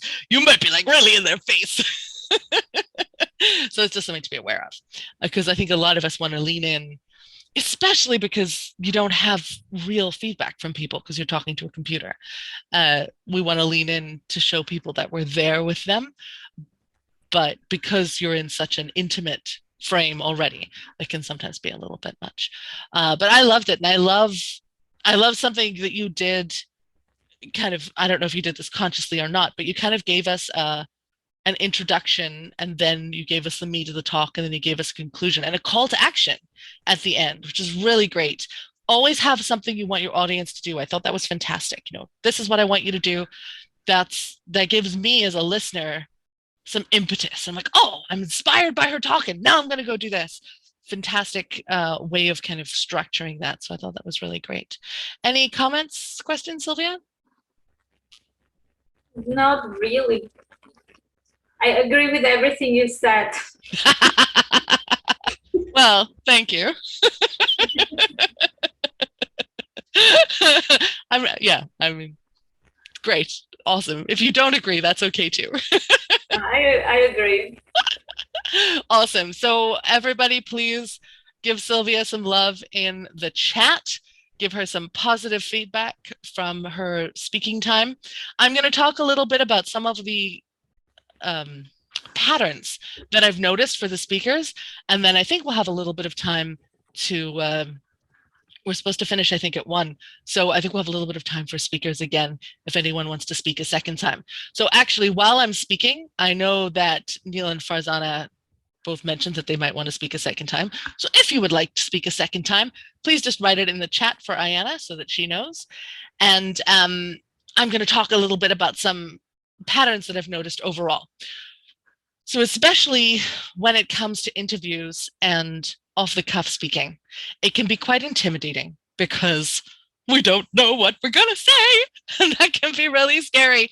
And so my kind of best piece of advice for that is to think of one thing that is the most important thing, and then use that almost as your thesis and as your call to action. So I begin by stating what it is that I want to talk about. So if I'm talking about how to prepare for speaking off the cuff, my statement is going to be, I have one really important tip to share with you on how to improve your eloquence and your organization when speaking off the cuff. So that is it's almost like a topic sentence. So I start with that. That's my intention. And then I will give you the details of how to do that. So I might say something like, think of the one most important thing you want your audience to get out of this and focus your talk around that. Or perhaps it's a call to action. I really want people to go out and take an improv class, or I really want people to read my book, or I really want people to talk about leadership in their industry. Whatever that call to action is, sometimes I'll write it at the top of the page, and then I'll give myself a couple of points underneath it to help me kind of organize my thoughts. And then always at the end, when I'm finished, and this is as important in an interview as it is in a 5 or 10 minute talk, at the end, finish with that thesis. It doesn't need to be exactly the same structure as you said it at the beginning, but finish with that intention and perhaps the call to action. So I hope that now you have one tip to help you really focus when you are speaking off the cuff. And I really encourage you, next time you do an interview or next time you speak at an event like this, write down in front of you the one most important thing that you're going to say at the beginning and wrap up with, and that will help you keep yourself focused as a speaker. And that's a very, very simple tip, but it really helps us just give us a structure. We've got a thesis statement at the beginning, we've got a call to action at the end, and then if things go off the rails a little bit in the middle, it doesn't matter so much because we're bringing ourselves back with a strong ending and we've got a strong opening. I teach a whole mini workshop about this, and actually I have a series of mini workshops coming up, so I want to tell you about those really quickly. Live like this, kind of similar structure. They're not going to be free. They are open to the public, but I have a series of mini workshops every other Saturday, starting not the Saturday coming, but in 2 weeks' time.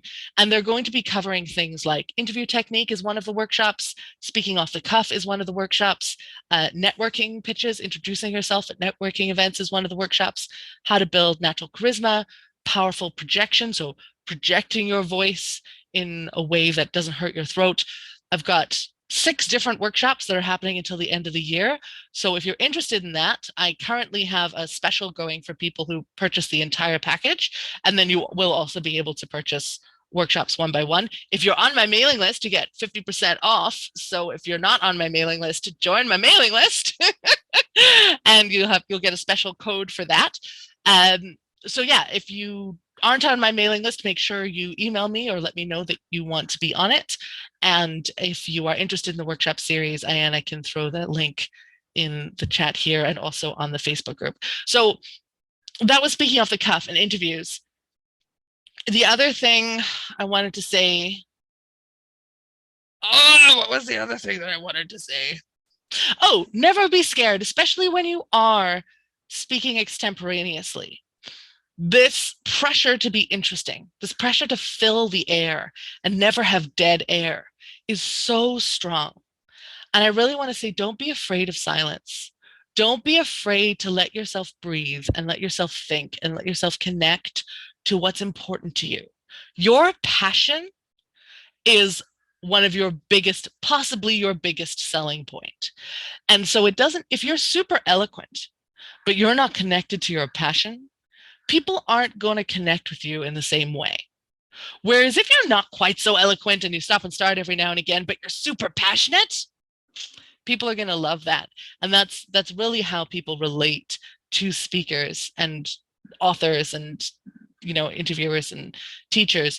So giving yourself that time to really connect to yourself, connect to your passion, tap in to what makes you really on fire, and let that come out in your voice, let that come out in your gestures, let that come out in your body language. It's not enough just to be passionate. We have to be able to tap into that and share it in our vocal tone and in our body language with other people, in our energy, so that they can hear it and they can see it. Otherwise, what it tends to do is it just tends to make us talk really fast, and that's not really necessarily what you want. And so don't be scared to take the time. We're often scared of wasting people's time. People won't remember if you waste their time a little bit at the beginning, if you take some time to breathe. They're not going to remember that after you start speaking. But they will remember if you spoke for half an hour and didn't connect to them. So it's always worth taking a little bit of extra time, even if it feels like, oh, everyone's watching me and I'm not saying anything. It's always worth it to take the time to be really fully present and to really connect. So that's the other thing that I wanted to say. Great. So I don't see anyone having texted speaker, and we do still have time. We've got half an hour left. So have you told Ayana? Oh, Ayana, yes. Farzana will speak. Farzana will speak. Fantastic. Thank you so much, Ayana. I love having someone to organize these things for me. So much easier. Thank you, Ayana. All right. So, Farzana, we want to do another 5 minutes. What are we going to do this time? Will I speak? I'll just tell. You're just going to go for your 5 minutes. You're going to speak off the cuff. Love it. So I am going to mute myself and you just start whenever you're ready.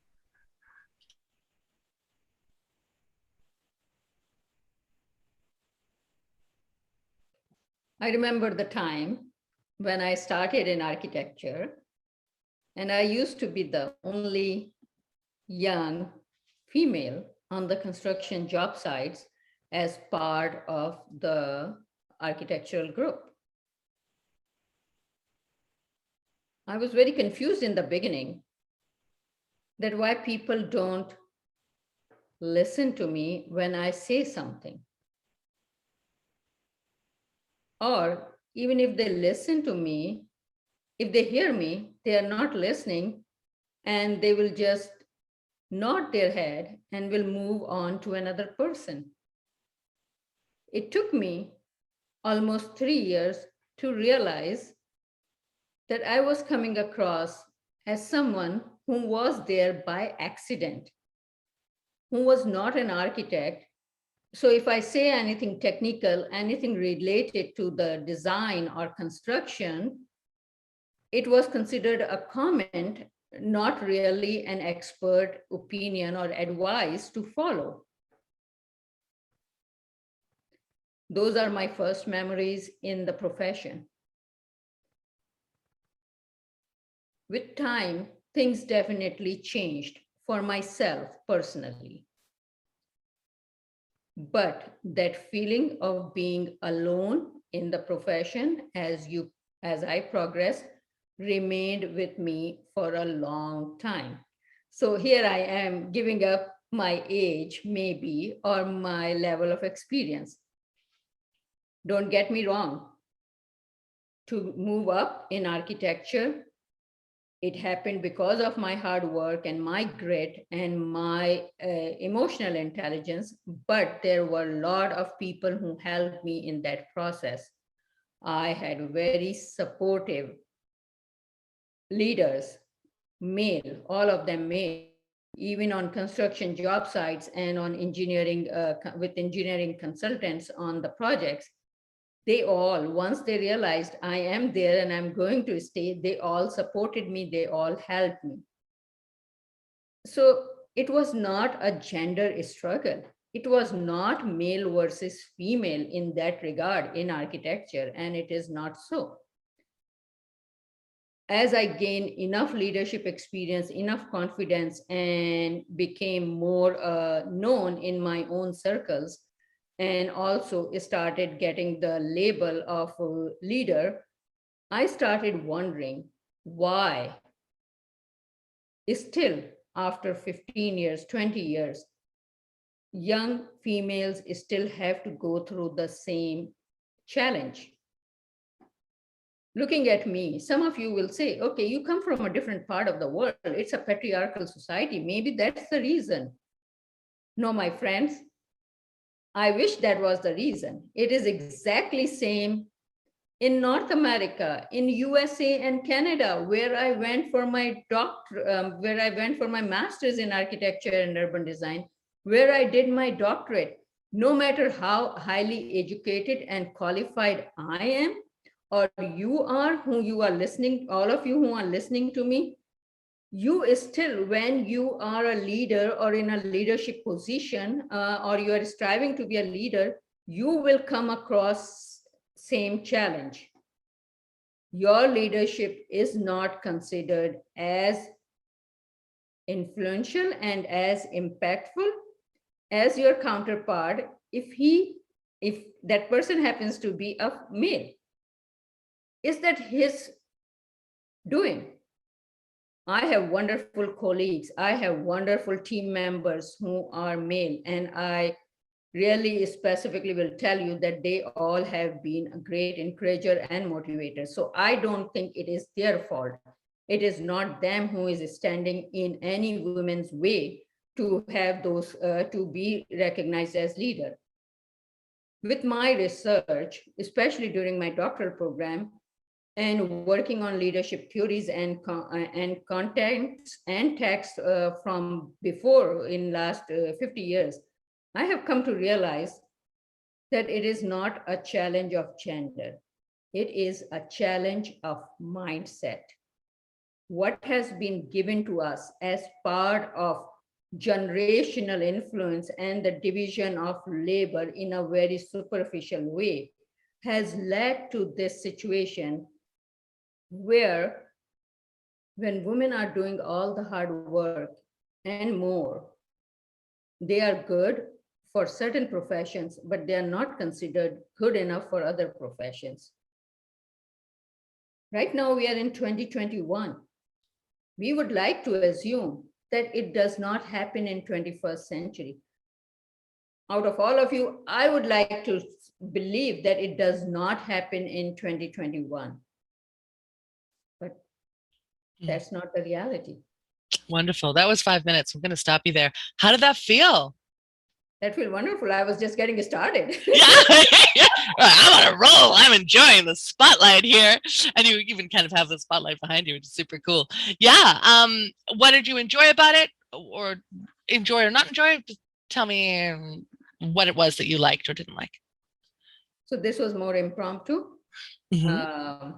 I think if I have to give it into 5 minutes time, I have to be really succinct. And storytelling, I think, takes more time, but I have to be really succinct, have an opening, have a smaller content, and have a closing. And I mean, this is just a snippet, right? Like we're here to practice. This isn't a performance space necessarily. I loved your pacing and how you sat into your story and you let yourself breathe. Your voice was more grounded than the last time. And yes, storytelling does take more time because you're kind of in it. You know, you're in the story and you're sharing it with us. And it was lovely. Her pacing was really great. Oh, sorry. I just assumed that you wanted feedback. I forgot to ask because you said yes last time. But it's still yes, right? Okay, good. On a roll. Still yes. Yeah. And I don't know. Were you standing last time? No. So standing allows you. Like, did you feel more open? You felt more free to use gestures. Like I felt your gestures were more powerful, and they were beautifully paced with your speaking as well. Loved it. You had a little bit of humor peppered in there. I love a little more. Your humor makes you very relatable. It makes you kind of shine a little bit. I'd love a little bit more of that. Your choice to do your personal story, I think it's such a strong choice, especially in an unknown audience, because it creates a relationship. It creates rapport with people. It gets people to kind of go, oh, this person is a human being and I can relate to this person. But it also positions you for what you're going to be talking about, because you're talking about, you know, your experience and kind of what gives you the street cred to write the book. And so it was lovely to hear your personal story. Made you very relatable. It made me want to listen to you and care about you as a human, but it also positioned you as an expert. And so I thought that was a really great way that you chose to do that. One little thing is that because you're standing, you're shifting a little bit from foot to foot. And it's we all do it when we're nervous. So something that I would recommend, something that I do to stop myself doing this, because all the bad habits, I have all of them. This is why I can share with people how to work on them, because I have all of the bad habits. When I find myself shifting foot to foot, it's because my nerves have brought my center of gravity up a little bit. And I'm kind of up here a little bit more than I'd like to be. And so if I sit into my pelvis, or I even bend my knees a little bit and really focus on kind of the energy going down my legs and into the floor and standing on both feet, that allows you to be more solid in your stature, in your posture, and it'll it'll help with because it's very tiny. And I don't even know how much we'd notice it if you were standing on stage, but because you're on camera, you're quite close to us. And so any movement on camera is kind of amplified. And so we saw it a little bit, and it just gives away, because your pacing was so good and your gestures were so powerful. And there's just a little bit of like, oh, she's nervous, you know? And it just undermines that presence that you have that is so strong. So if you can just sit into the pelvis a little more or bend the knees a little bit to get you really solid on both feet, I think that will help you to really ground that power that you already have, that's already there, and just really ground it for you. Any questions or comments, Farzana? I'm good. I know about the pacing part, and it's just a habit. I when I start, I tell myself I'm not going to move, but well, it's okay it's not that moving is bad, although it is tricky on camera. It's just about whether it's conscious or unconscious. And so, you know, doing things with your posture to help you set up for that. So sitting into the pelvis or bending the knees, it's a very normal, natural thing for people to, we want to move, got a lot of energy, you want to move. But if you can siphon that energy into your gestures and into your voice instead of into the little nervous back and forth. And I do appreciate Silvia and Mattias and Ayana's comment. Thank you for supporting. They're giving you feedback already. I love it. Great. Any other questions, Farzana, before we move on? No, I would like to know if anyone would like to speak on the camera and give any feedback. Oh, we're not doing that. We're just doing text feedback from folks. You will have a chance to speak right at the end, just to kind of wrap it all up. But if we do individual feedback, we'll be here till midnight because everyone wants to tell everyone how wonderful they are, which is wonderful. It's great. It's great that we have such a supportive community. Yeah, I loved it. I thought your story was super strong and you've got a lot of power there. And so, you know, just keep leaning into that and more. And yeah, it was lovely. It was really, really lovely. And thank you for the feedback and thank you for giving me time. Yeah, it's a pleasure. Thanks for speaking a second time. And we have time for one more speaker. And I think, Neil, that you wanted to speak again? Amazing. So let me just put us into speaker view. There you are. Alrighty. So what are we talking about this time? Well, okay, I would like some, it's about the presentation. So really what I've been grappling with is typically what, this is by invitation. So really what I would like some feedback, I would really appreciate some feedback from everybody. I generally get about 15 minutes to give my presentation. So the thinking at this point in time, I will change it based on what you guys tell me. It was going to be originally, it was going to be called the Accidental Canadian or whatever. And and now the thinking is so as of today, I'm going to be, it's got the headline. So it'll be called, my presentation will be called, Money Grows on King Coca Trees. So that's basically, it's a way to grab people's attention. Mm-hmm. And there will be the subtitle, The Accidental Canadian. Now, I would like some input from you all, because I'm starting with Vancouver, Victoria, Calgary, Edmonton, Ottawa, Toronto, Montreal. So I've got 7 cities in Canada that I will be giving this speech to. I will be speaking at different, it might be a Rotary Club or some sorts of club. So these are events, locations, business clubs that I belong to. So what I'm doing is right now I'm negotiating the dates and the times. My typical format is 15 minutes. It's typically a PowerPoint presentation.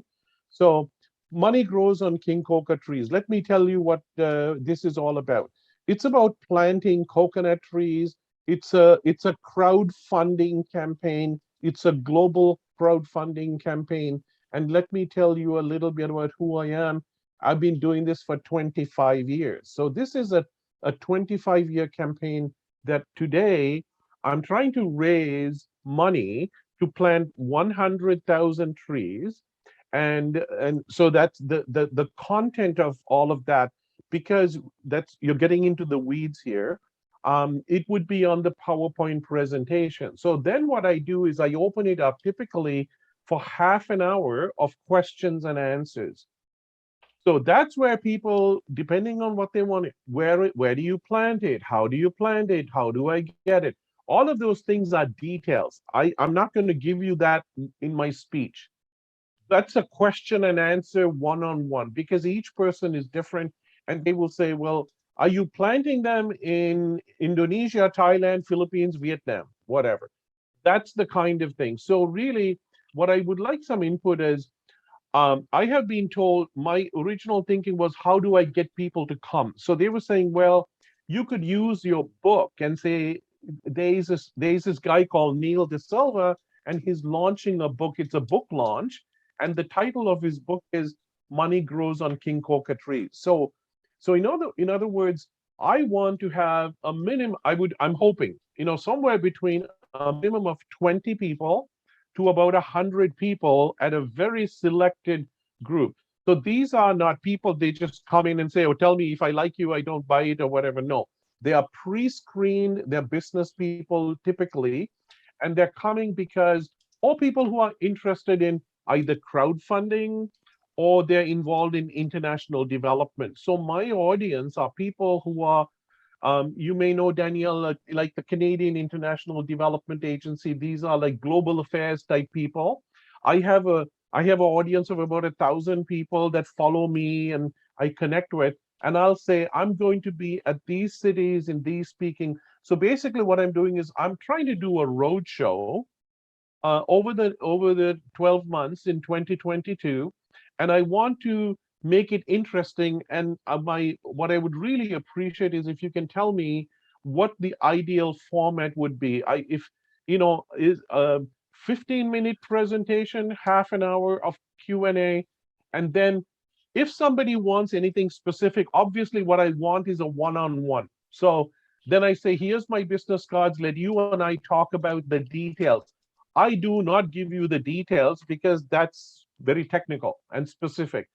So that's what I wanted to say, Danielle. Right. So, I mean, that's a big question. What is the ideal format? Because it really depends on the audience and the venue and what they're used to. And so everything that I say is going to be quite general. Right. And the more information you can get from the event organizer, the people who are showing up, the demographics, what they're used to, what they're expecting, the more information you can get about that, the better, because I'm just speaking blind here. So it sounds like you have a very specific target audience. Yeah. People who are into crowdfunding and international development. Right. And so I would gear everything towards that audience. Yeah. I understand the idea of this kind of book launch, but it's a bit confusing because like, are you launching a book or are you talking about crowdfunding, And so, yeah, the book can support the idea of crowdfunding, but I think if you make it a book launch, you're going to attract people who are interested in book launches. If you make it a talk about international development and sustainability and investment, you're going to attract those people.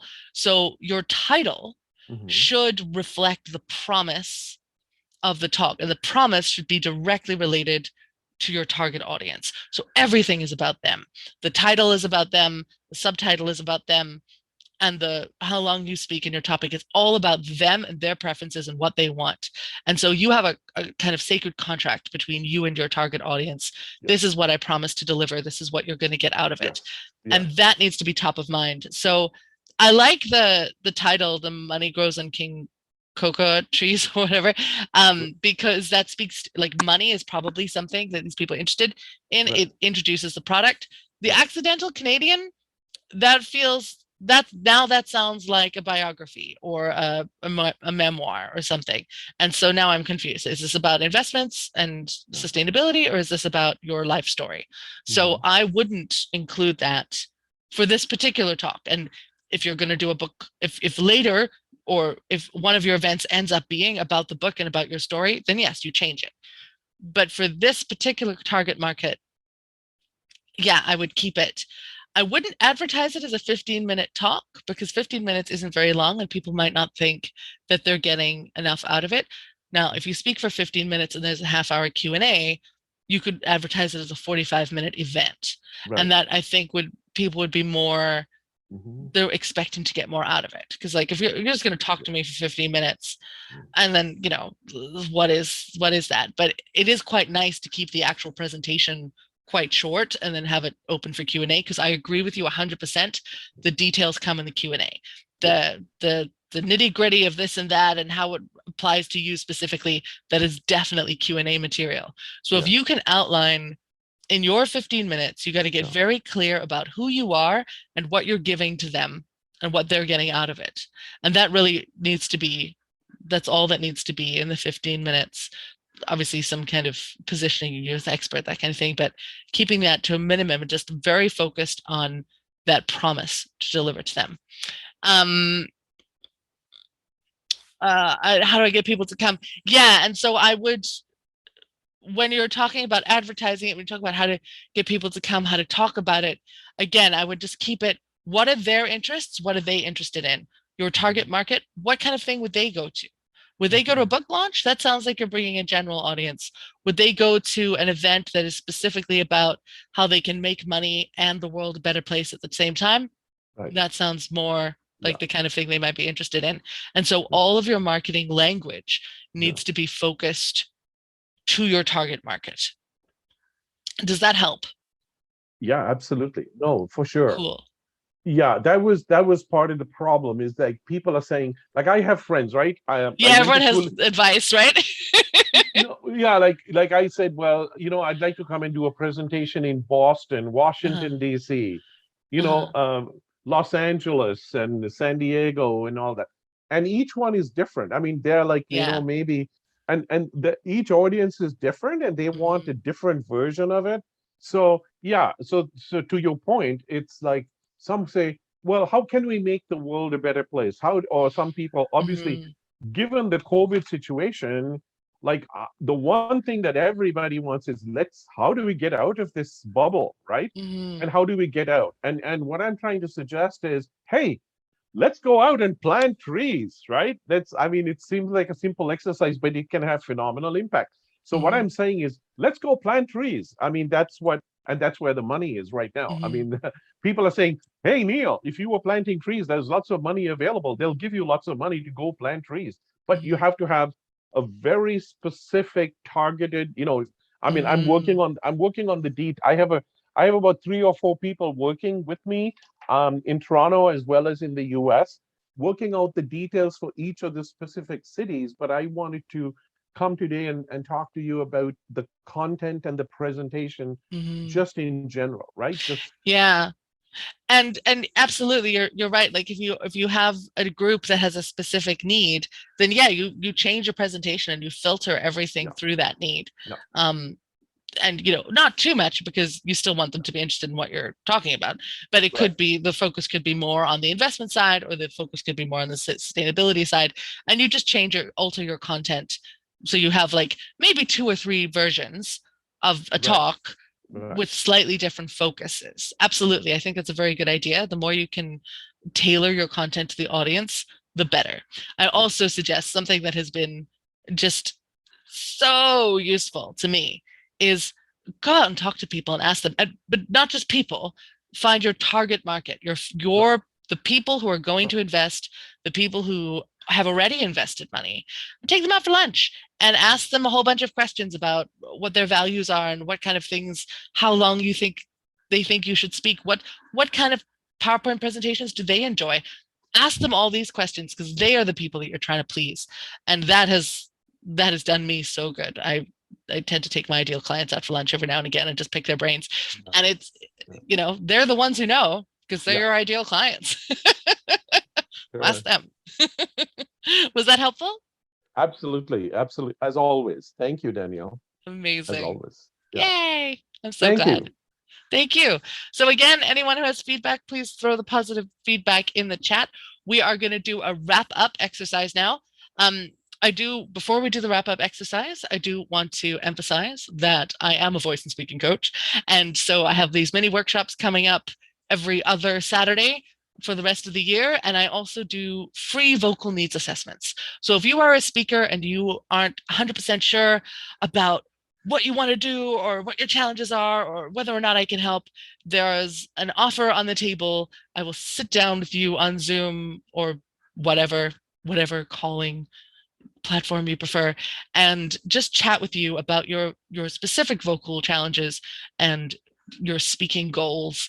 And there was absolutely zero pressure to work with me necessarily afterwards, but I think it's very important that we have a space to connect personally and talk about your unique needs and things. So if anyone does want to book a vocal needs assessment with me, please, you are welcome to do that. Ayanna's got the link, and Ayanna, can you throw it on the Facebook as well, in the Facebook comments? So if you'd like to do that with me, if you'd like to talk further about what I do or what you might do with me, then let's do that. So what I want to do, this is the final whip round, is I want to ask each of you, what was your favorite thing from today's session, from this open house session? What was your biggest takeaway? What was your favorite thing? And Mattias Martins, you haven't spoken for a while, so I'm going to ask you, unmute yourself and tell us what your favorite thing was from today. You're going to have to unmute. Yeah, there you go. My favorite thing from today. I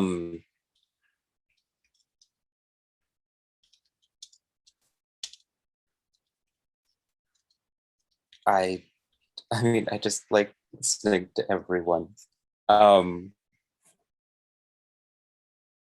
guess the learning about improv and how how that connects to like how that can be useful to people in all walks of life, because that's really interesting to me too. Super cool. Thank you so much, Mattias. And actually, we're going to jump quickly to Silvia because she just told me she has to go. Silvia, hey, what was your favorite thing? My favorite thing was what Mattias just said. And my second favorite was to learn like how impactful is personal experience. And I learned it by Farzana's speech. Because her first speech when she was talking, it was good, but it was very general. So when she made it more personal, it drove me more, and it was also more impactful. So that. Beautiful observation. Thank you, Silvia. And Farzana, you're next on my list. So what was your favorite thing about today? Bye, Silvia. I just texted. I just wrote down in a chat also. Oh, fantastic. I think the topics really have a lot of variety in them. And that is always a good learning experience to hear from different people about their different ideas. So I like that a lot. And Silvia, I have tried improv a couple of times, and then COVID happened, but I think improv, it's a plug to you, Silvia. Improv also helps in public speaking and having a body language much more spontaneously. So. Absolutely. Absolutely. Thank you so much, Farzana. And Neil, what was your favorite thing about today? Getting feedback. I mean, you know, it was helpful. I just wanted to, I've been grappling with this for the last 2 or 3 years. This has been sort of in the works. It's been a work in progress. The fundraising part has been a long work in progress, but obviously I need to be more effective, and people have suggested that I come and do presentations. So I said, okay, this is an opportunity. I'm going to use this, the pandemic as an excuse and go on the road, right? I've been always, has anybody seen Nomadland, the movie? I mean, I want to get on basically it's about, I mean, it's about in the US, like how you get into an RV recreational vehicle or whatever, and you go and there's all these people, there's a whole community of people that they go around. And I said, I want to get on I lived in the US. So I said, I want to spend a few months traveling all over the US in a minivan or RV, depending on the budget. So, and also going to different places and promoting my book. So the book is it's kind of the book is trying to talk about is a fundraising indirectly. So I don't know what's going to sell. Are people going to give me $10 for a tree? Are they going to give me $10 for a book? I don't know. So that's what I found helpful today, you know. Awesome. Thank you so much. And Ayana, you have been very quiet and wonderful, helping out. Thank you so much for, first, before you speak, I just want to say thank you, Ayana, so much for helping me with the moderation and all that kind of stuff. I really appreciate it. I love knowing someone else is there, double checking the chat and doing the links. But what was your favorite thing about today, Ayana? Well, I always enjoy learning about like different people's area of expertise. It's like a nice little extra thing. But as far as like the feedback goes, I always find it's a really good reminder to feel comfortable in those pauses, because I'm someone who likes to just kind of talk really fast and try to get through it as quick as possible. So to just kind of like take a breath, wait a moment, and gather your thoughts. I think that's always really good to remember. I love that. There's power in the pause. We feel, I think, self-conscious when we pause. We worry that we're going to look like we don't know what we're saying. But if we speak too fast and we never pause, we show people how insecure we're feeling. And so that pause can really, if it's full, if it's an empty pause, that's something else. Like if we're just kind of like staring out into the distance, that's not good. But if we're present with our audience and we allow ourselves to pause, there's a power that's communicated by that, and a personal power that people pay attention to. And they go, oh, this person is comfortable enough to pause. I should listen. Yeah. And I think you're right. I think it's kind of almost counterintuitive. Yeah. Like this person is comfortable to not talk, and so I should listen. I definitely noticed that with Farzana when she paused. I was like, what's she gonna say next?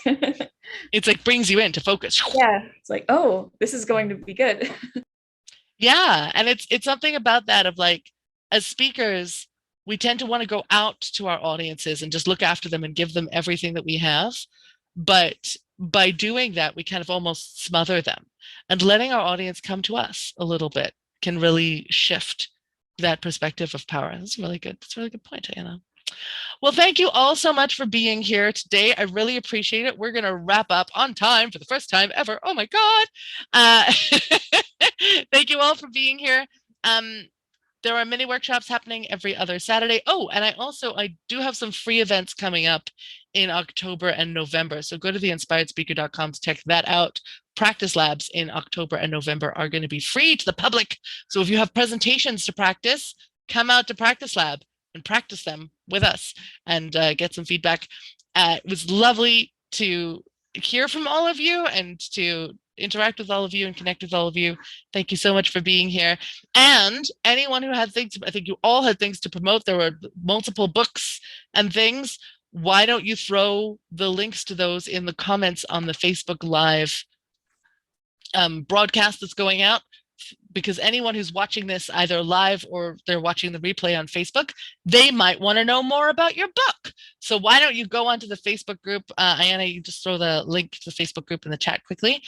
Why don't you go on there right now and throw a link to your respective books and events so that people who are watching this can find out more.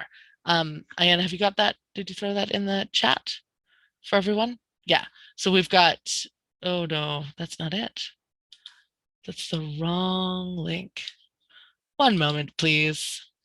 This is the link. Yeah, there we go. I've actually renamed it recently, so it's easier to find. It's Inspired Speakers Community. So facebook.com/groups/Inspired Speakers Community. You should find this live stream on that group. If you're not part of the group already, join us. It's a public group, and throw your links on there so that people can find you, because this is about you getting your message out there. I will send a follow-up email with a link to the YouTube replay as well once it's up. Thank you all so much for coming. Have a wonderful weekend. Bye.